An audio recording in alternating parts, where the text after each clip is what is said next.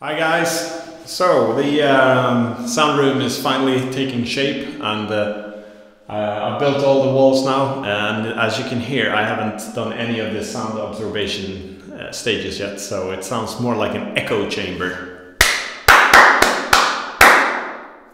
Interesting.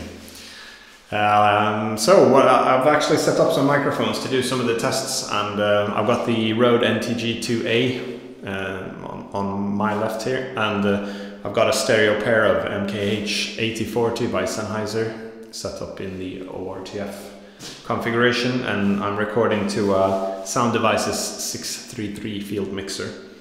I've set the gain to about 11/4 on all three microphones, and I'll do some just basic hand clapping, and we'll see. I'll compare the next stages. What I'll do after this is I'm going to put in these slots, I'm going to put 120mm thick normal insulation, and I'm going to leave that exposed first of all, and then I'm going to put sound blankets all the way around and all in the ceilings, and then I'll put another layer of sound blankets on, and finally I'll end up with the thick 80mm sound absorption foam that I'll be putting on all the walls and all the ceilings.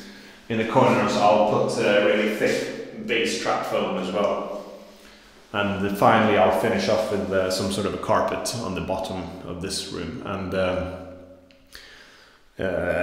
between all the different layers of soundproofing, I'm going to be doing some same type of recordings, so we'll be able to see how much of the reverb and the echo is removed from each of the stages that I do. And I should also mention that I'll put these lights in. I've got 4 of them, and I ended up going for LED lights. They're about, I think they're 10 watts each and about 750 ANSI lumen of light source. And the reason why I went for LED is because I want them to be totally silent, and from what I understand, LED lights are about as quiet as you can get. Plus they don't use a lot of power, so there's no real heat generated. I think I can actually touch the glass without any problems at all. So, whereas if I went with other types of light sources, it'll get really warm, I think. So without further ado, I'll do some just basic hand clapping, and we'll see what happens.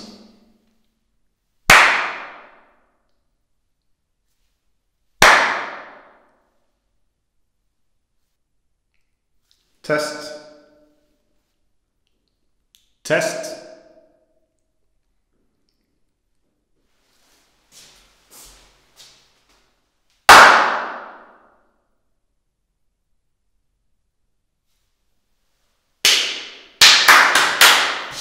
So, that's it.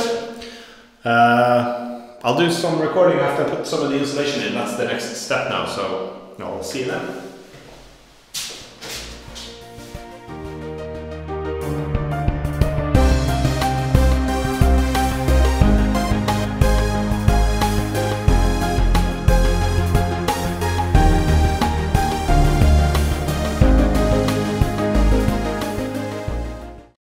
Back again, and this time some of the insulation has gone up, and this is 120mm just standard wall insulation, and I decided to go for that instead of something really expensive, because I'm going to put the other layers on top as well. Hopefully this will all work out.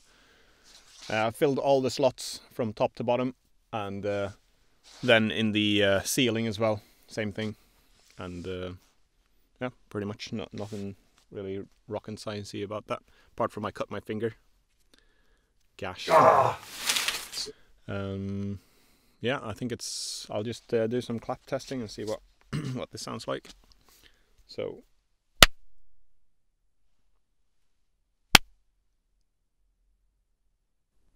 Okay, it's definitely killed the echo quite a bit.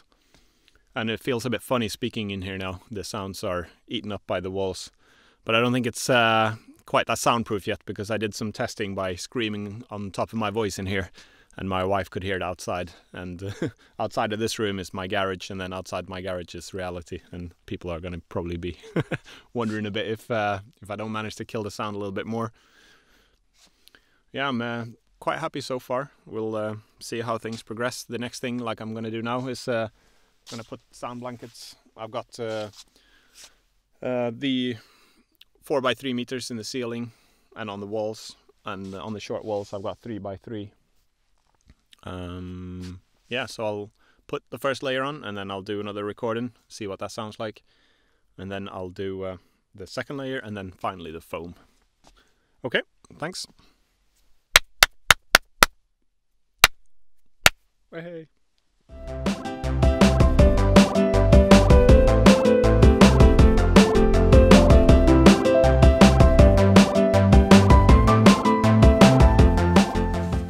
I'm putting up the sound blankets now, and they're 4x3 meters, and I've noticed that putting them up on my own is quite a challenge.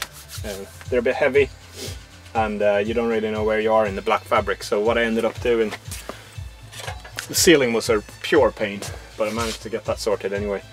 And then I found that when I'm going to put these up, I stole one of the kids' chalks, just a pure white chalk, and then I measured 20 centimeters down and just drew a line, because then I know that when I hang it up I don't have to mess about whether it's straight or not. So I know if I hit those lines in the corner up here, it should be pretty straight. So that's what I'll do now.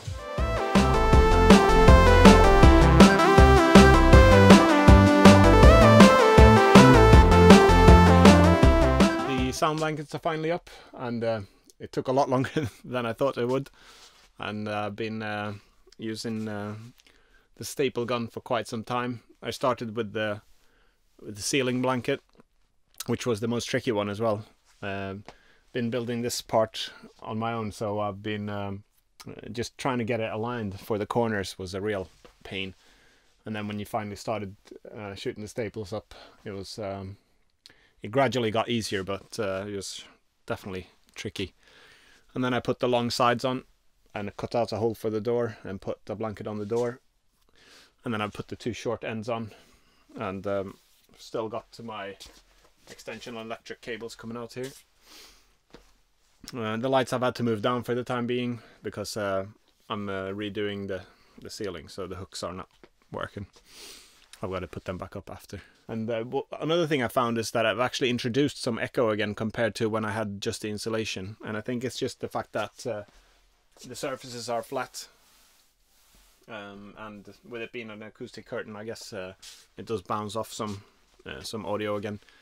The good thing about that, I guess, it's that it's going to insulate sounds from leaking out of the room. Yeah, so I'll probably still keep the same amount of echo until the next layer goes on, and hopefully the final foam will remove the any of the echoes again. So let's do the clap test and see how that goes.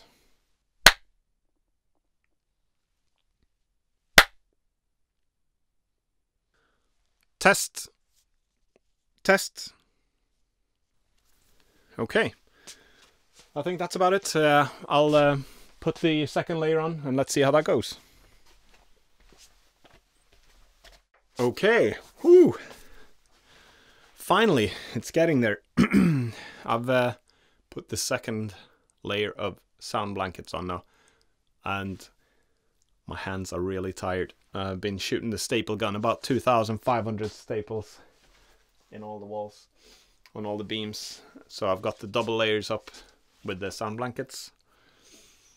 Took a lot longer again than I originally thought. I spent all day yesterday, about 14 hours I think in total. Only to find that the last blanket was missing in the shipment. So on the wall behind the camera there, that blanket was missing. So what I ended up doing, I've reported it, and I'll be getting it later on, but for now I'm just gonna, or what I did was I took all the offcuts that were too long on all the other sides, and I stapled them up, sort of overlapping each other a little bit. So I guess I'll have a spare sound blanket later on. Well, yeah, I think it's about time now for the second clap test. So this is the second to last layer to go on. The next one is the foam, so it's going to be interesting to see. I've also went to purchase the rug today, or the carpet, sorry, that's going to go on the floor, so I'll be able to roll that on and up, or I'll have it so I can expose this epoxy floor so I can smash things on it. But then for the most part, I think I'll have the carpet rolled out. So let's do some clap testing and see what we've got so far.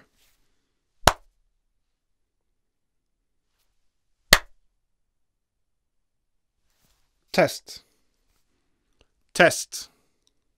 I think, again, what I've realized is that these flat surfaces are bouncing off some sound waves compared to when I just had the insulation, but hopefully it should keep the room more insulated from the outside.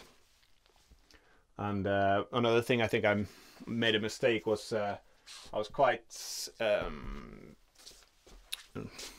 keen to get the fabric stretched and all straight, but I think that acts more like a drum. So the second layer, I deliberately kept it a little bit, you probably can't see it in the video, but I deliberately kept it a bit loose. So yeah, that's it. So move on to the foam, final layer.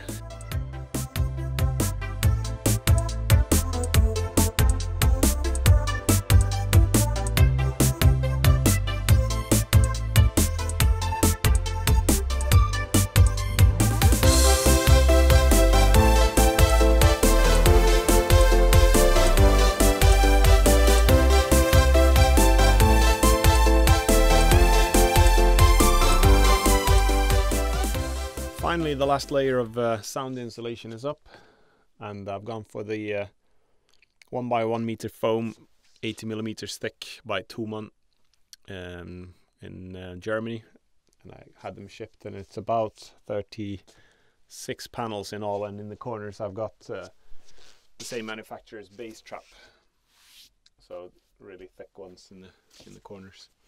The lights are up again, and the only thing missing now is the carpet that I'm going to put in.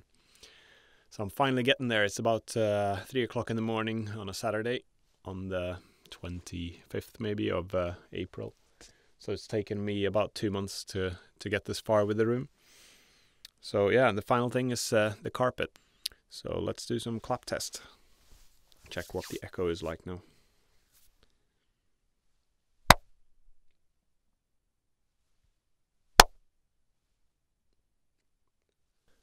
Test. Check. Yeah, I'll put the carpet in and we'll see what happens.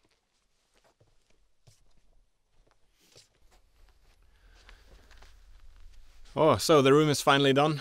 I've got, it's taken a lot longer than I thought. It took about 2.5 months, and before that it was a lot of thinking things through, planning and clearing out the garage. So finally the carpet is down. That was the final step, and I've got just a quick recap of what it is. I've got the exterior walls are double layers of 15mm plasterboards that are laid in a crisscross match pattern, and then all the joints are I've put silicone in all the joints and everywhere to prevent any sounds from leaking out there. Inside it's it's a wood framework, 120mm by 45mm thick wood, and that's carrying all the walls and the ceiling, and in that I've put standard housing insulation, so also 120mm thick. I left that exposed to the interior instead of putting another layer of plasterboards up, just for it to absorb some more sound. And then following that, I put 2 layers of sound blankets on in the ceiling, which was a real pain, and on the walls, 2,500 staples. Took quite some time. And finally I've finished off with this 80mm thick acoustic it's some sort of a sound absorbing foam that I bought from Thumann, a German company that sells a lot of audio stuff. And I also bought from them, I think it's called T Acoustic or something like that. They also have these bass traps that I've placed in the corners. The final step was to put the rug down, which you can see. We do this. Do a quick walk around of the room.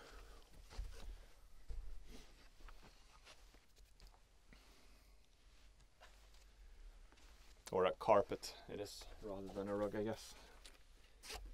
And the idea with the carpet is that it'll take that final slap that the epoxy floor would have given. straighten this up a bit. There we go. Yeah, the final kick that it's an epoxy floor on top of concrete floor, and I guess that gives a bit of a slapback for all the audio. So this carpet should hopefully prevent the last bit of that. So there's nothing really to bounce off now for the sound, which is great, and it sounds really. The room sounds quite dead now. The lights, they're 10-watt LED lights that I've placed in all the corners. So there's 2 in the back and 2 in the front. This should hopefully give enough light to record all the sound effects sessions that I'm gonna do. I've got 2 Hero 4 GoPros to mount, so I can move them around and record all the sound effects recording. So yeah, also unfortunately I'm gonna have to cut the carpet as well. So it's laid down nicely now, but I'm gonna slice a patch so I can roll that back and expose the hard floor.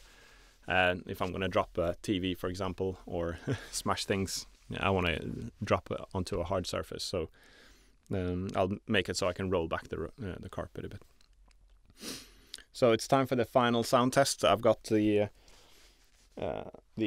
sound device is 633 field mixer and recorder down there, recording 3 channels, and this is the Rode NT2A mic in a figure 8 pattern, and these are the Sennheiser MKH 8040, a stereo pair in ORTF. Hopefully I was thinking to capture any of the bounces that go off the walls.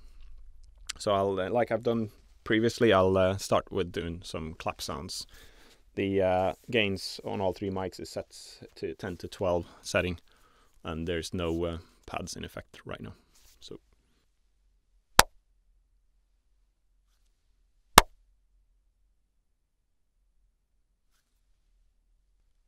test. Okay, yeah, I'm happy with that. So yeah, I'll just slice the carpet, fix the door lock so it seals a little bit better from the outside, and let's get started doing some sound recording. Thanks for watching.